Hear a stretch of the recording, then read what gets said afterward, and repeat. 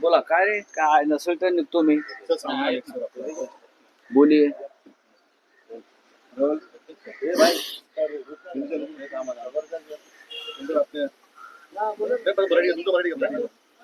सामना में आज लेख लिखा हुआ है जिसका आपने ब्लैक एंड व्हाइट की मोदी जी की वीडियो हुई है, दूसरा पाकिस्तान बन 1947 के पहले जो हुआ था उस तरह का माहौल बना के रखा हुआ है।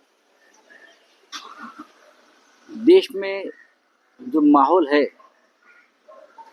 वो माहौल ठीक नहीं है. दिल्ली में दिल्ली की मुख्यमंत्री रेखा गुप्ता वो इफ्तार पार्टी में जा रही है. वो इफ्तार पार्टी में जाती है, इफ्तार पार्टी का आयोजन करती है. लेकिन महाराष्ट्र में बीजेपी के मंत्री हाँ इफ्तार पार्टी को विरोध कर रहे. ये कौन सी राजनीति, ये कौन सा ढोंग है?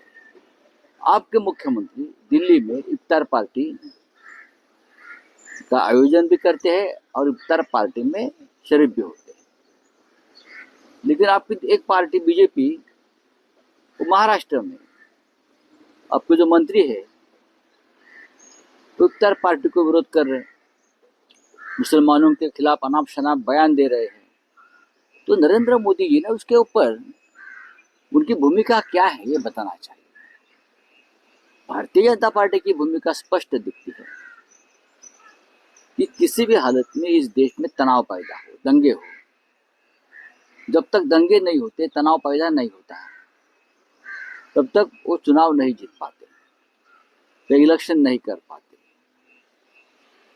महाराष्ट्र की आप देखिए हालत क्या है, देश की हालत देखिए. होली भी आई और उनका नमाज भी आई, अगर जुम्मा का नमाज है, एक दिन में आ गया तो दोनों के ऊपर कोई पहाड़ नहीं गिरता है. दोनों धर्मों के लोगों ने संयम रखना चाहिए था और चाहिए और रखा भी है, ऐसा नहीं है. लेकिन महाराष्ट्र में कुछ जगह पर ये जो नव हिंदुत्ववादी है, कल तक किसी और पार्टी में थे, हाँ, कल तक आरएसएस को गालियां दे रहे थे, कल तक बीजेपी को गालियां दे रहे थे, कल तक वीर सावरकर को गालियां दे रहे थे. अब बीजेपी आ गए और बीजेपी में आकर पावन हो गए. और अब यहाँ आकर जिस तरह से उनकी भाषा चल रही है वो ठीक नहीं है भाई. मुसलमानों के लिए अलग दुकान, हिंदुओं के लिए अलग दुकान, ऐसा देश चलता है क्या? ऐसा कभी देश अखंड रहता है क्या? एक जगह पे हम अखंड हिंदुस्तान की बात करते थे और हिंदुस्तान में ही आप दो राष्ट्र बना रहे हैं. एक हिंदू राष्ट्र मुसलमान में, दूसरा मुसलमानों का राष्ट्र बना रहे हैं. यही हालत 1947 से पहले, विभाजन से पहले हमारे देश में थी. तब डॉक्टर आम्बेडकर जी ने कहा था कि भारत में मैं दो राष्ट्र देख रहा हूँ, हिंदू और मुसलमान. ये ठीक नहीं. लेकिन सर और एक बात कि आपने उसी में लिखा है, मोहन भागवत जी की आपने तारीफ की है, कहा है कि मोहन भागवत जी कहते हैं हिंदू मुस्लिम का डीएनए सेम है, लेकिन अभी जो न्यूली ज्वाइंट है उनको ये अग्री नहीं है. तो ये कौन है? देखिए, मोहन राव भागवत जी बार बार इस प्रकार के बयान देते हैं, हिंदू मुसलमानों ने एक साथ काम करना चाहिए, हाँ, हमारा उनसे कोई झगड़ा नहीं है, हमारा डीएनए एक है दोनों का. ये अगर मोहन भागवत साहब का बयान बार बार आता है तो अमल कौन करेगा? आपकी पार्टी सत्ता पे है, बीजेपी तो आपकी पार्टी है ना, कितने भी वो नाक है हाथ ऊपर करे. लेकिन बीजेपी तो उनकी पार्टी है, उनकी बनाई हुई पार्टी है, आपका नियंत्रण में आपकी पार्टी है. तो जिस प्रकार के लोग बीजेपी में शामिल हुए हैं और शामिल किए हैं, उनके ऊपर नियंत्रण कौन रखेगा? उनके जो मुंह चल रहा है उनको सिलाई कौन मारेगा? आप देश का माहौल बहुत बिगाड़ने की कोशिश कर रहे हैं आप लोग. तो औरंगजेब की खबर है उसको हटाने की बात की जा रही है और सरकार इसमें चुप है, माहौल खराब. नहीं, सरकार चुप नहीं. सरकार ने वहां सीआरपीएफ का प्रोटेक्शन दिया है. सरकार ने उनको कवर बचाने के लिए अपने ही लोगों से प्रोटेक्शन दिया. अच्छी बात है, ये सरकारी मामला है, उसका ऊपर कोई व्यक्तिगत टिप्पणी करना ठीक नहीं. ये सरकारी मामला है, ये लॉ एंड ऑर्डर का मामला है. तो देवेंद्र फडणवीस जी देखेंगे और अमित शाह जी देखेंगे, दोनों का मामला है. कि बीजेपी के कुछ नेता है वो हलाई झटका और मजार पे राजनीति खेल रहे हैं, जहाँ पे नासिक में विरोध किया जा रहा है इस चीज को लेकर सर। देखिए, सब जगह पे विरोध हो रहा है। मैं तो ये बोल रहा हूँ ना, हिंदुओं के लिए अलग दुकान मटन का और मुसलमानों के लिए अलग। क्या है चलाया देश में तमाशा? आप लोगों ने क्या चलाया तमाशा? अरे महाराष्ट्र में 2 सालों में 3,000 से ज्यादा किसानों ने आत्महत्या की है। आप देखो, कल भी एक बुल्ढाना में एक किसान ने आत्महत्या की। 3,000 के लगभग किसान अगर आत्महत्या करते हैं महाराष्ट्र में, और आप हलाल और झटका पे बात कर रहे हो। हाँ, ये कौन सा देश चला रहे आप? बेरोजगार आत्महत्या कर रहे हैं, महिलाएं आत्महत्या कर रही है। कौन सा देश चल रहा है? ये हिंदू मुसलमान करने से ये सब समस्या खत्म हो जाएगी क्या? सर यूपी में इनडायरेक्टली हिंदू माफियाज को सपोर्ट कर रहा है गवर्नमेंट, ऐसा आपने आज सामना के देखने भी दिखा है। और दूसरी तरफ ये भी कहा है कि मोदी जी को हाइड करना था जो भी ट्रम्प ने डिसरिस्पेक्ट किया है, इसलिए ये हिंदू मुस्लिम। ये तो सच है। जब भी कोई संकट आता है राजनीतिक या सरकार घिर जाती है, तो हिंदू मुसलमान का एक मामला उठा लिया जाता है और हमारे लोग भी भ्रमित हो गए हैं। चला बोला सर, तेच रोखोच्या संदर्भात काय? आपण एक संज्ञा मानलेली आहे की 2 राष्ट्रांमध्ये हिंदू पाकिस्तान निर्माण होईल, असं पुढच्या 10 वर्षात किंवा मागच्या 10 वर्षात देश विभक्ता जातोय, 2 तुकड्यामध्ये हे करा. काय नेमकं म्हणायचं, कोणत्या गोष्टीवरून आपल्याला असं वाटतं की तर तुम्हालाही वाटलं पाहिजे हा देश विभाजनाकडे चाललेला आहे। 1947 करना था जो भी ट्रम्प ने डिसरिस्पेक्ट किया है, इसलिए ये हिंदू मुस्लिम। ये तो सच है। जब भी कोई संकट आता है राजनीतिक या सरकार घिर जाती है, तो हिंदू मुसलमान का एक मामला उठा लिया जाता है और हमारे लोग भी भ्रमित हो गए हैं। चला बोला सर, तेच रोखोच्या संदर्भात काय? आपण एक संज्ञा मानलेली आहे की 2 राष्ट्रांमध्ये हिंदू पाकिस्तान निर्माण होईल, असं पुढच्या 10 वर्षात किंवा मागच्या 10 वर्षात देश विभक्ता जातोय, 2 तुकड्यामध्ये हे करा. काय नेमकं म्हणायचं, कोणत्या गोष्टीवरून आपल्याला असं वाटतं तर की तुम्हालाही वाटलं पाहिजे हा देश विभाजनाकडे चाललेला आहे। 1947 च्या आधीची परिस्थिती आणि आता त्या परिस्थितीमध्ये मला फार फरक दिसत नाही। आम्हाला सगळ्यांनाच जेव्हा पाकिस्तान निर्माण होत होता, तेव्हा या देशामध्ये काही लोकांनी ही परिस्थिती निर्माण केली। दुसरी महत्वाची गोष्ट अशी आहे, तेव्हा पंडित नेहरू म्हणाले होते, जेव्हा देश फाळणी झाली आणि धर्माच्या आधारावर पाकिस्तान निर्माण झाला, तेव्हा पंडित नेहरूंचं म्हणणं होतं की भारताचं मी हिंदू पाकिस्तान होऊ देणार नाही। म्हणजे धर्मांध लोकांच्या हातामध्ये कोणी असतील, हिंदू किंवा मुसलमान, हा देश मी जाऊ देणार नाही। आज दुर्दैवानं हा देश त्याच प्रकारच्या लोकांच्या हातामध्ये गेलेला आहे। बजरंग दल असेल, विश्व हिंदू परिषद असेल, राष्ट्रीय स्वयंसेवक संघ असेल, यांचं स्वतःवरचं नियंत्रण संपलेलं आहे आणि यांना फक्त दंगली घडवणं, मशिदींवर हल्ले करणं, हिंदू तरुणांची डोके भडकवणं, या महाराष्ट्रामध्ये 3,000च्या आसपास आत्महत्या गेल्या काही काळात झालेल्या शेतकऱ्यांच्या। याच्यावरती आतापर्यंत राष्ट्रीय स्वयंसेवक संघाने आता एकदा तरी आपली भूमिका व्यक्त केली आहे का?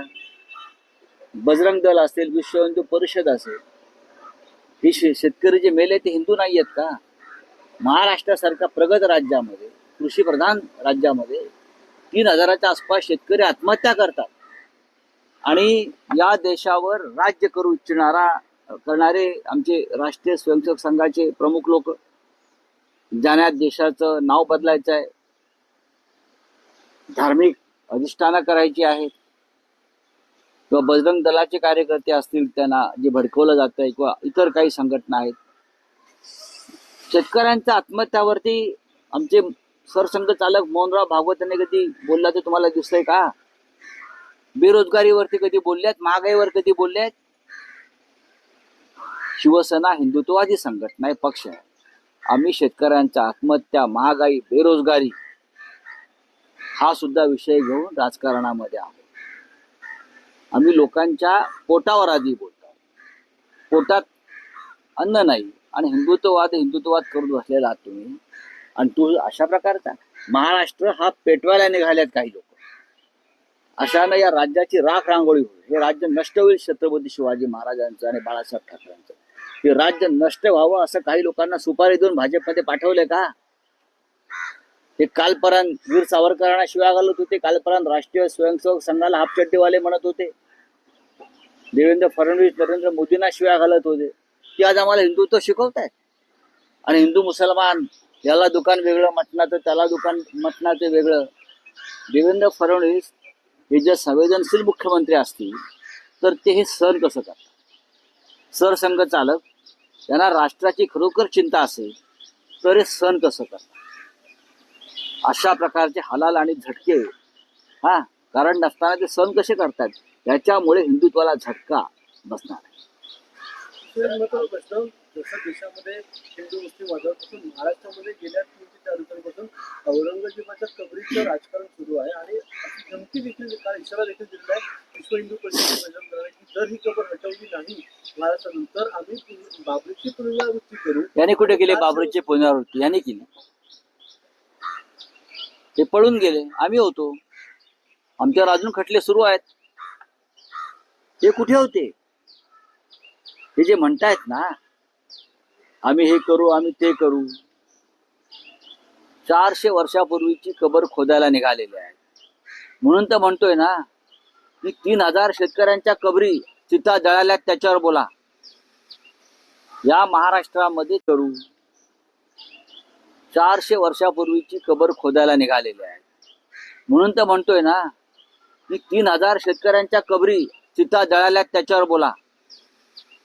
या महाराष्ट्रामध्ये 3000 शेतकऱ्यांच्या चिता आत्महत्या केल्या त्यांनी, आत्महत्या. त्याच्यावरती कोणाला संवेदना नाहीत? या 3000 शेतकऱ्यांना काय औरंगजेब कबरीतनं उठला आणि आत्महत्या करायला लावली? त्याच्यावर उत्तर द्यावं ना. महागाई बघा, बेरोजगारी बघा, लोक रस्त्यात. या बेरोजगार मुलांच्या डोक्यामध्ये फालतू बरं का धर्मांधता भरवून त्यांना दंगलखोर बनवलं जातं. काश्मीर मधला तरुण दंगलखोर का झाला? त्याच्या हातात दगड का आले? कारण त्याच्या हाताला काम नव्हतं, म्हणून तो दंगलखोर झाला. आज दुर्दैवानं या महाराष्ट्रामध्ये तीच परिस्थिती मला दिसते. हे कटू सत्य आहे. या सगळ्या महत्वाच्या विषयांवरून म्हणजे बेरोजगारी, महागाई, या सगळ्या महत्वाच्या विषयांवरून लक्ष हटवण्यासाठी महागाई, बेरोजगारी बरं का, शेतकऱ्यांच्या आत्महत्या, यावरून लक्ष हटवण्यासाठी प्रत्येक पावलावर हिंदू मुसलमानांचा प्रश्न निर्माण केला जातोय. प्रत्येक पावलावर. मी उदय सामंत यांचं अभिनंदन करतो. त्यांनी राजापुरामध्ये संयमानं भूमिका घेऊन 2 समाजामध्ये जो तेढ निर्माण झाला होता तो संपवायचा प्रयत्न केला. कोकणामध्ये अशा दंगली कधी घडल्या नव्हत्या. ते कालचे पादरे पावटे आले हिंदुत्वाच्या नावाने आणि दंगली घडवतायत कोकणामध्ये हिंदू मुसलमानांच्या नावावर. कोकणाची राख रांगोळी करायची. उदय सामंतांनी, मी आज वाचलं की त्यांनी एक संयमाची भूमिका घेतली राजापूर आणि रत्नागिरी भागामध्ये, आणि त्यांनी दोन्ही समाजामधला जो तेढ होता निर्माण केला काही लोकांनी, तो नष्ट केला. पण त्याच उदय सामंत ज्या पक्षाचे शिवसेना शिंदेगड त्याच गटाच्या खासदारांनी सगळ्यात पहिली ही मागणी केली होती. नरेश मुस्के यांनी संसदेत मागणी केली की ही कबर जी आहे ती सुरक्षा काढून टाकावी, ती कबर हटवावी. नाही, ते दोन ग्रस्त आहेत, त्यांनी जावं. जसं आम्ही गेलो होतो अयोध्येत बाबरीसाठी, सगळे त्या काळात गेलो होतो ना, बाळासाहेब ठाकरेंचा आदेश होता. तसं त्यांनी जावं ना. त्यांच्या पक्षाचा जसा आदेश असेल तर त्यांनी पक्षाचा, म्हणजे त्यांचे पक्षप्रमुख जे आहेत अमित शहा, जर त्यांच्या पक्षप्रमुख अमित शहाचा आदेश असेल तर त्यांनी जावं, करावं. बघूया मग आंतरराष्ट्रीय स्तरावरती त्यांना प्रसिद्धी मिळेल. करावं ना. बोलतात कशाला? 400 वर्षापूर्वीच्या कबरी खणाला निघालेल्या आहे आणि महाराष्ट्राची कबर होताना दिसते, आम्हाला थडगं होताना दिसते या राज्यामध्ये. 3000 शेतकऱ्यांच्या आत्महत्या दिसत नाहीत त्यांना. चला संजय शेट्टीवार यांनी अरे सोडा. अमरावती आणि संभाजीनगर